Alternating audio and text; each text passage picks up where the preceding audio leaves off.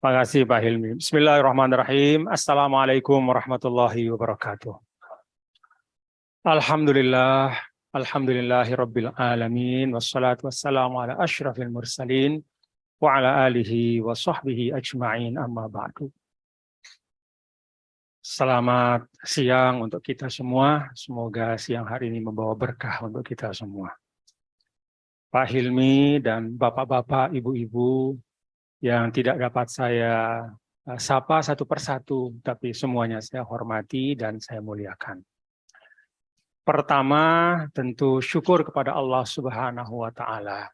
Alhamdulillah, pada hari ini saya dapat bersilaturahim dengan bapak-bapak dan ibu-ibu.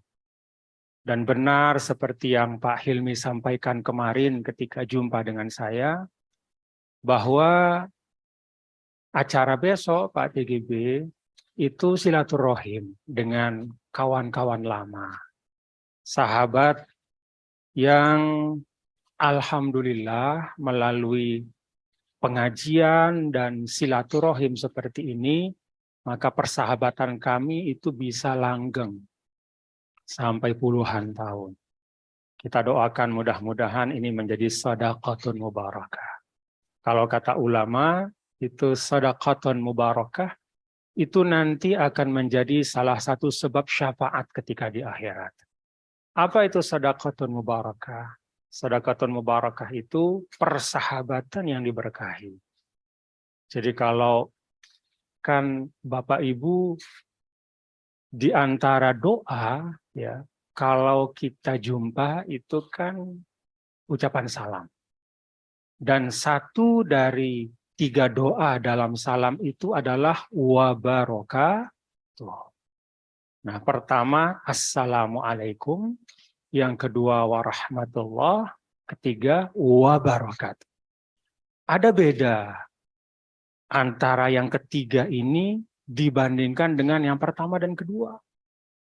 Kalau yang pertama dan kedua itu bentuknya pakai bentuk singular, bentuk tunggal.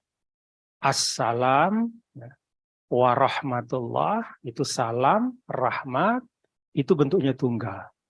Tapi ketika mendoakan keberkahan, itu bentuknya plural. Wabarakatuh.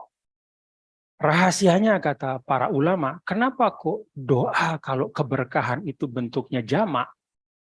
Karena memang sumber keberkahan itu tidak terhingga dalam kehidupan.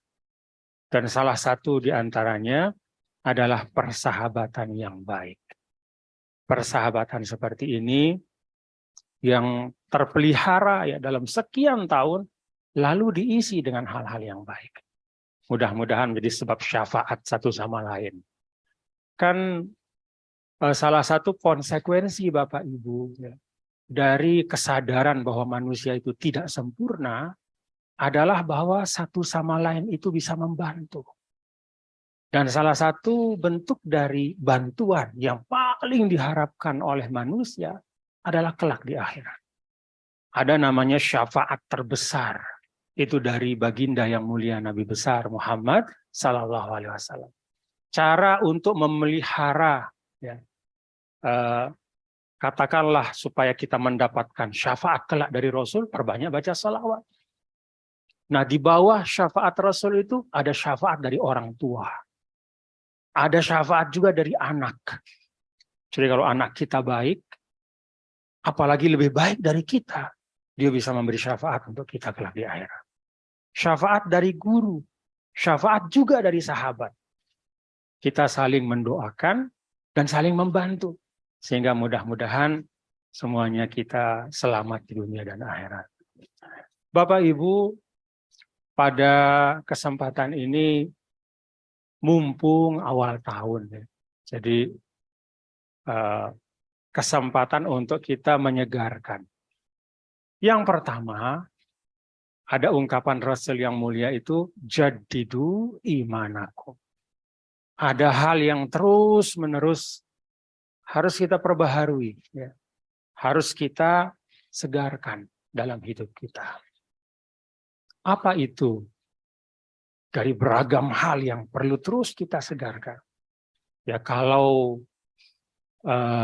pikiran ya kita segarkan misalnya dengan membangun memori yang baik.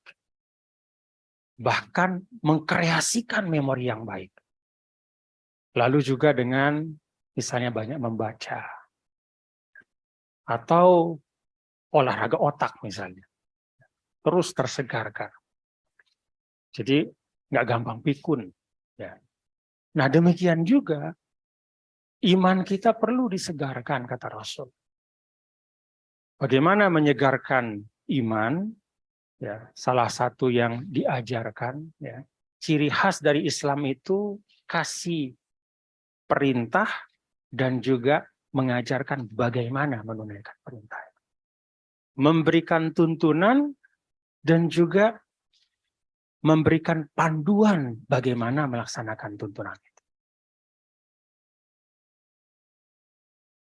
Menyegarkan iman kita, ya, salah satu tuntunannya itu dengan memperbanyak membaca La ilaha illallah Muhammadur Rasulullah. Ada panduannya enggak? Supaya kita secara dalam tanda kutip terarah, ya. Tidak sengaja-sengaja gitu, tidak harus menyiapkan waktu khusus untuk menyegarkan iman kita, tapi sudah masuk di dalam tuntunan yang memang harus kita kerjakan, itu sholat 5 waktu. Dalam sholat 5 waktu itu, ya, kalau kita lihat, dalam sehari semalam itu ada 9 kali kita mengucapkan asyhadu alla ilaha illallah wa asyhadu anna muhammadar rasulullah. Jadi salat itu penting Bapak-bapak dan Ibu, karena itulah momen kita menyegarkan komitmen tauhid kita. Subuh 1 kali, zuhur, asar, maghrib, isya itu masing-masing 2 kali. Jadi 1 hari dengan tanpa kita menyiapkan secara khusus momen untuk menyegarkan tauhid kita, itu sudah ada. Dia include di dalam salat 5 waktu kita. Nah di awal tahun ini Bapak-bapak dan Ibu-ibu, ya, kalau boleh saya berpesan untuk diri saya dan untuk kita semua, mari kita perkuat, ya, mari kita tanamkan komitmen untuk kita perbaiki sholat kita. Kita perbaiki sholat kita. Karena itu adalah sesuatu yang tidak bisa dihargakan dengan apapun. Sholat itu pintu dari semua keberkahan. Sholat itu juga penebus dari semua kelalaian kita. Ya Bapak Ibu, sebagian di antaranya di sini sudah lebih lama di dunia dibanding saya. Sebagian juga saya lebih lama, lebih muda dari saya. Kita dalam keseharian itu banyak sekali distracted oleh beragam hal. Yang kita rencanakan maupun yang tidak kita rencanakan. Dan dalam setiap kegiatan itu ada potensi kita lupa.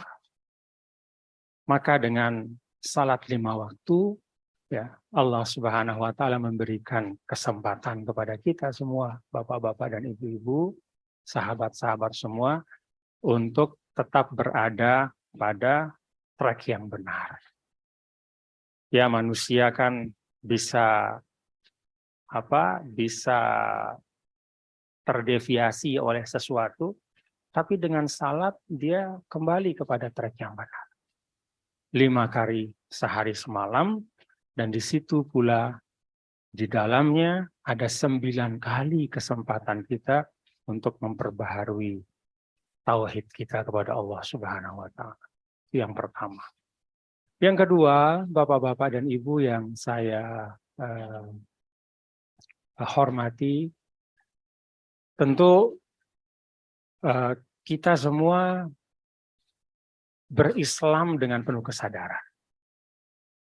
kita menjadi seorang Muslim itu karena kita sadar bahwa memang Islamlah yang terbaik, menjadi panduan kita. Kesadaran ini harus naik, kalau kata ulama, dan itu juga diajarkan oleh Rasul, ya, kepada kemengertian dan kefahaman. Jadi kalau kesadaran itu lahir atau ada pada diri kita karena kita mewarisi dari orang tua kita. Misalnya, saya punya kakek misalnya, namanya Tuan Guru Zainuddin Abdul Majid. Beliau pahlawan nasional dari NTB, juga pendiri dari satu perjuangan namanya Nahdlatul Wathon Diniyah Islamiyah. Dia punya anak perempuan, itu ibu saya. Ya, dari ibu saya lahir, dari orang tua yang Muslim, ya saya Muslim. Ya. Saya terima kayak begitu, ya, given. Tetapi yang given ini nggak boleh diam di situ. Ya. Dia harus naik kesadaran itu menjadi kefahaman dan kemengertian. Nah, karena itu kalau bapak-bapak dan ibu baca ya semua hazanah ya, keislaman, maka bukan hanya ungkapan Rasul, bahkan dalam Al-Quran pun ya, pekerjaan yang paling mulia adalah meliterasi diri kita. Tolabul ilm bahasanya. Jadi kalau kita lihat dalam Al-Quran misalnya, fa'lam annahu la ilaha illallah. Jadi sebelum annahu la ilaha illallah itu ada kata fa'lam. Ketahuilah, berilmulah engkau. Jadi syahadat kita itu, ya, yang kita warisi dari orang tua, yang kita dengar dari masjid di sekitar kita, yang kita terima dari mungkin teman kita, ada saudara-saudara kita mungkin yang non-muslim, karena dia bersahabat, lalu dia merasa akrab dengan temannya, dengan kita, lalu kemudian dia convert masuk Islam, ya, karena pertemanan. Semua sebab-sebab berislam, entah karena dari orang tua, atau dari persahabatan, atau apapun, bahkan dari pernikahan misalnya, itu harus kemudian disuburkan ya, dengan kemengertian dan kefahaman. Maka kalau dalam Islam itu nggak pernah ya, misalnya kita pergi ke masjid, ya, atau kita pergi ke Mekah, atau kita menunaikan puasa yang kata Rasul itu semua makhluk Tuhan, makhluk Allah itu mendoakan kita. Sebagaimana halnya kalau kita menuntut ilmu. Hanya belajar, ya. Hanya orang yang mau belajar. Kalau saya dengar dari Pak Hilmi kemarin dan saya saksikan tadi, bahkan sebagian dari bapak-bapak ibu-ibu itu datang dari Bandung, dari rumahnya datang kemari dengan sengaja meninggalkan segala macam kesibukan. Orang yang belajar itu kata Rasul, yang mau meliterasi dirinya, mau membangun kemengertian dan kepahaman, ya, apalagi terhadap tuntunan agama, itu kata Rasul, sampai pun ya, bukan hanya temannya, tapi bahkan makhluk-makhluk Allah ya, yang ada di samudra. Ini kita bayangkan, coba kita bisa bayang. Ini kan tidak terhitung makhluk Allah yang di samudra. Sampai semua makhluk, bahkan malaikat pun beristighfar untuk dia. Jadi dorongan untuk kita belajar, ya, untuk kita menuntut ilmu dalam Islam itu tidak tertandingi dengan perintah yang lain. Tidak ada yang lebih hebat daripada terus-menerus belajar. Karena itu Bapak Ibu, bagian dari meliterasi diri kita ya. Saya ingin ambil satu aspek saja dalam kita berislam. Salah satu ayat yang penting ya untuk kita pahami ya, dari 6.600 34 ayat menurut sebagian hitungan, ya, sekitar 6.600. Adalah ayat yang ada dalam suratul Baqarah, wa kadzalika ja'alnakum ummatan wasata. Jadi sebagai individu maupun sebagai kolektif kita sebagai umat Islam itu, kata Allah, kami jadikan umat wasata. Seorang muslim adalah pribadi yang wasata. Apa arti umatan wasata? Umat pertengahan. Maksudnya apa? Nah, saya ringkaskan saja, Bapak Ibu. Dalam Islam itu kalau kita ingin untuk menyederhanakan ya dan membuat kompartemensi, itu paling tidak ada 3 ruang ya, di dalam Islam. Katakanlah misalnya bangunan ya, rumah. Islam itu seperti rumah. Ada ruang yang pertama, itu namanya ruang akidah. Ruang yang kedua adalah ruang ritual ibadah. Ruang yang ketiga namanya ruang muamalah. Berislam yang baik, ya, kalau saya ringkaskan dari apa yang disimpulkan para ulama berdasarkan tuntunan Rasul, yang dulu saya pelajari di Al-Azhar, adalah ya, berislam yang baik adalah ketika kita mampu menempatkan 3 ruang ini masing-masing pada tempatnya.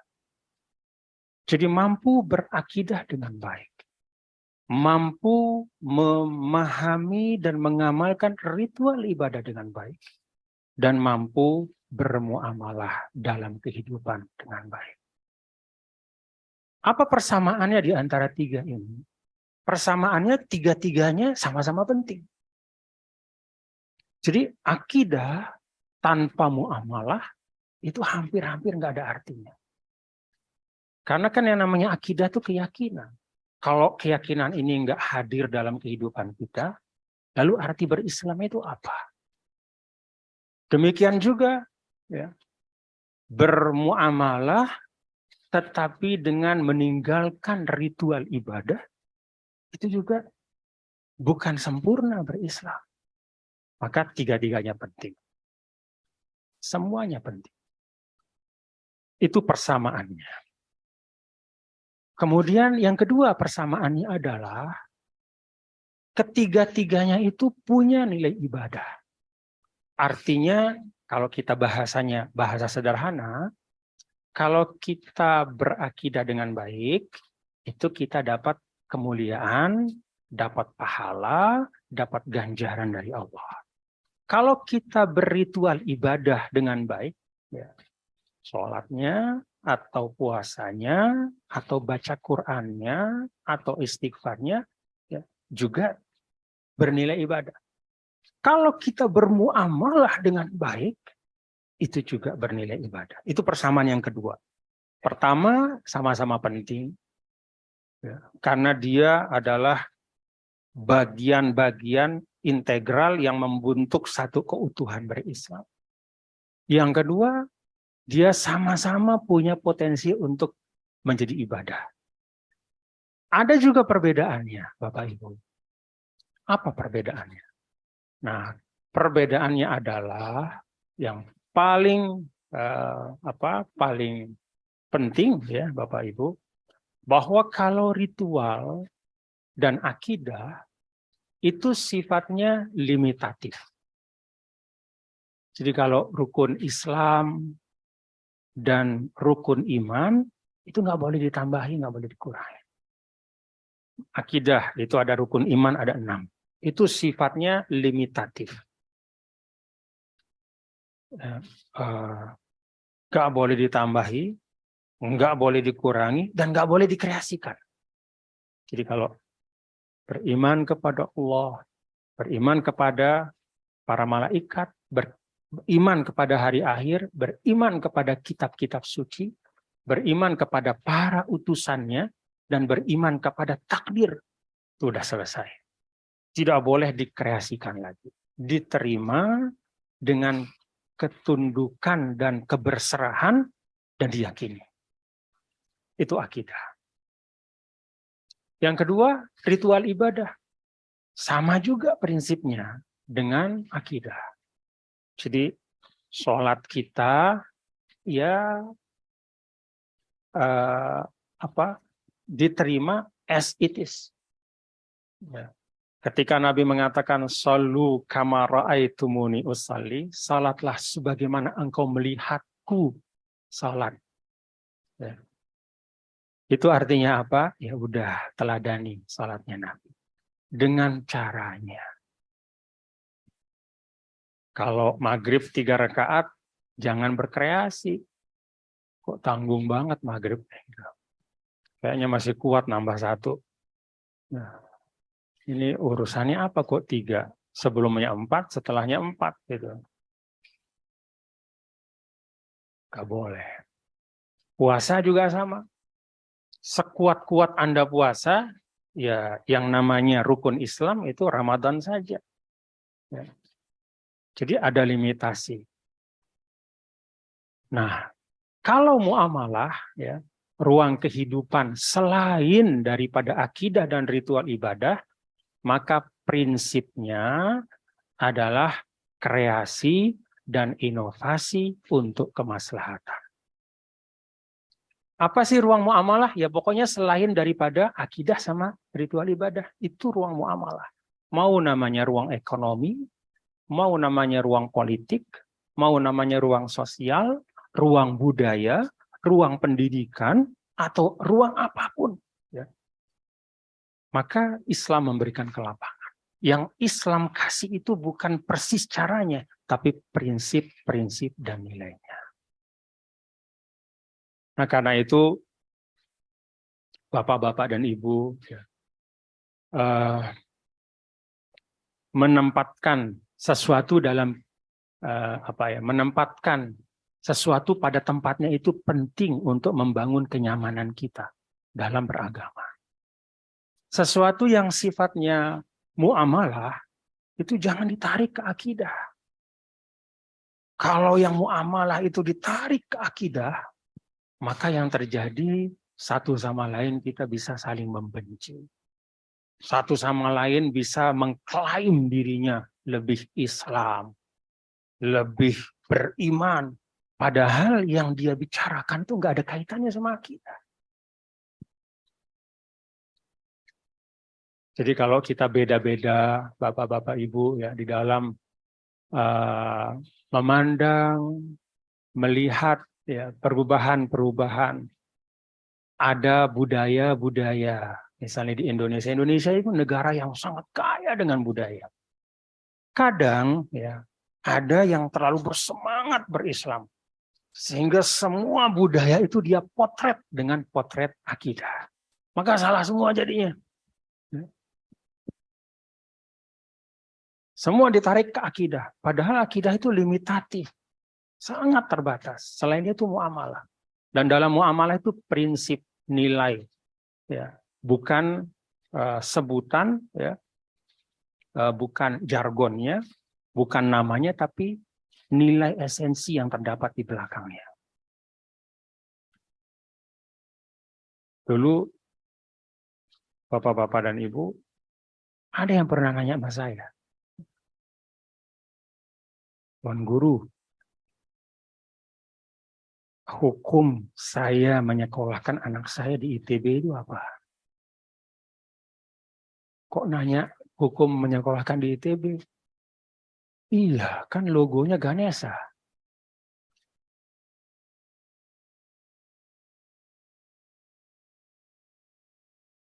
Ini contoh sederhana bagaimana muamalah ditarik ke akidah. Kan kita tahu Ganesha, Bapak Ibu ya? Ganesha kan ya dari ya.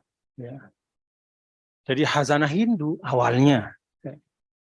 Tapi kan ketika dijadikan logo sudah dibuang aspek teologisnya dan diambil nilai esensial ya dari konsep itu, yaitu nilai ilmu dan kebijaksanaan.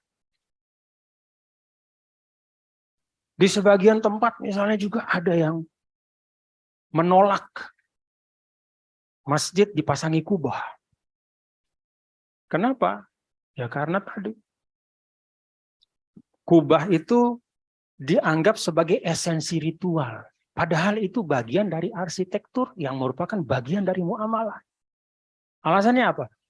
Kan Tuan Guru, kubah itu awalnya diambil oleh Sayyidina Umar tuh, oleh Khalifah Abdul Malik bin Marwan. Jadi kubah pertama dalam Islam itu kan the Dome of the Rock gitu ya. Yang Qubbatus Sahra yang Masjidil Aqsa itu. Ya, jadi kubah emas. Jadi masjid dibangun di atas batu tempat dulu Nabi bermi'raj ke langit itu. Ya, untuk memuliakan tempat itu dibuat masjid oleh Khalifah Abdul Malik bin Marwan. Di atasnya dipasang kubah. Itulah kubah pertama dalam Islam. Dari mana diambil oleh Abdul Malik bin Marwan? Dia ambil dari tradisi Kristen Ortodok di Bizantium, ya, Konstantinopel, yang sekarang namanya Istanbul. Dari mana orang Kristen Ortodok mengambil itu? Dia ambil dari kuil Pantheon yang ada di Roma. Kita kalau ke Roma itu pasti ke Pantheon kan? Kita pergi mengunjungi Pantheon, itu kuil penyembah berhala dulu. Ya, jadi dia dibuat kuil itu untuk menyembah dewa-dewa yang dibentuk dengan besar, dibuat kubah di atasnya. Itu kubah Pantheon. Jadi karena arsitektur itu dianggap bisa, ya, konsep kubah itu memungkinkan untuk membuat ruang yang luas gitu ya. Ruang yang luas yang memungkinkan orang banyak bisa ke situ ya. Dengan hitung-hitungan arsitektur kubah itu bagus, lalu diadopsilah oleh Kristen Ortodok. Ketika Islam berinteraksi ya, kemudian berjumpa, melihat, lalu diadopsi oleh khalifah.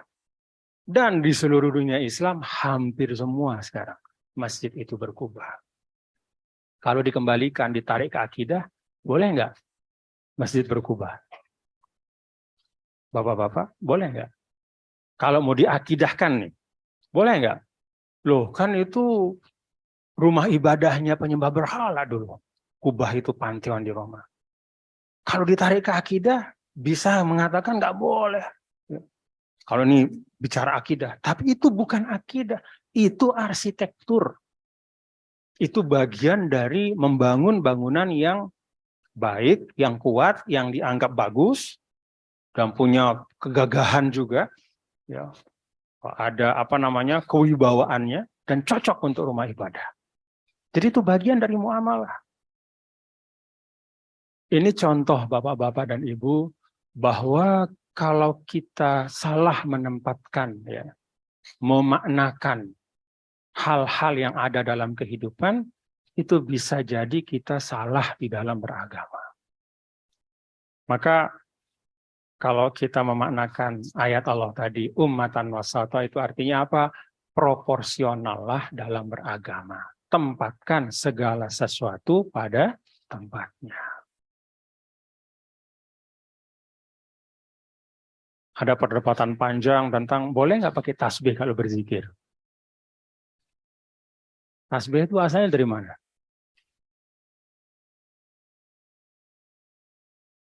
Pastinya kalau orang ITB tahu tuh tasbih. Kan ada di Ganesanya tasbih ya. Kan tuh gajah tuh. Ada gadingnya. Ada tasbihnya. Sama ada apa di sebelah sini tuh? Kapak ya. Tasbih itu kan spiritualitas, kearifan. Dan itu sudah dipakai oleh tokoh-tokoh agama sebelum adanya Islam.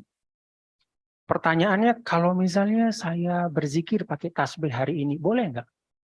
Boleh. Kenapa? Ulama membolehkan, karena itu tidak termasuk esensi daripada ibadah. Kan esensi zikir itu mengingat Allah. Maka caranya, alatnya, silahkan Anda kreasikan. Mau pakai tasbih yang gaya itu, yang juga dipakai oleh tokoh-tokoh agama lain. Ya. Bahkan ya tasbihnya paling besar biasanya kan itu yang Buddha ya, udah gede tasbihnya. Atau mau pakai yang tek-tek itu, tak kalau mau ya. Atau apapun lah. Yang penting Anda ingat Allah, berzikir. Jadi mengadopsi ya atribut-atribut sosial budaya ya, bentuk-bentuk termasuk kalau misalnya kita berekonomi hari ini misalnya. Ya Pak Hilmi dan bapak-bapak ini saya yakin juga banyak yang sangat ahli tentang ekonomi. Kan setiap saat muncul bentuk apa namanya ekonomi ya, bisnis-bisnis model yang macam-macam. Itu semua bagian dari muamalah. Sepanjang ada keadilan di situ, sepanjang tidak mengeksploitasi, sepanjang tidak ada tipu menipu, ya, tidak ada manipulasi, ya, dan menghadirkan kemaslahatan untuk semua, itu Islami. Itu bagian dari muamalah. Nah ini saya sampaikan Bapak Ibu, karena terus terang kadang kita agak pengap sedikit ya, di dalam beragama dan juga bahkan berbangsa bernegara. Ya. Ketika semangat untuk beragama itu tidak dibarengi dengan kemengertian dan kepahaman. Maka saya ajak kita semua Bapak Ibu, mari kita beragama dengan lapang dan kita tempatkan sesuatu pada tempatnya, ya. Ruang akidahnya, ruang ibadahnya, ritual ibadah, dan ruang muamalah. Ada satu hal yang terakhir saya ingin sampaikan, ini yang jadi sering betul setiap tahun bahkan ya, setiap akhir tahun itu jadi perdebatan panjang, ramai betul. Tahu Bapak Ibu kan ya? Apa itu? Ya, selamat merayakan hari Natal. Ya. Pertanyaan itu muamalah atau akidah? Muamalah atau akidah? Itu muamalah. Kan kita mengucapkan itu bukan dengan maksud mengakui ya, keyakinan itu, tapi kita mengucapkan itu sebagai bagian dari katakanlah membangun hubungan sosial yang baik. Kalau dulu bahkan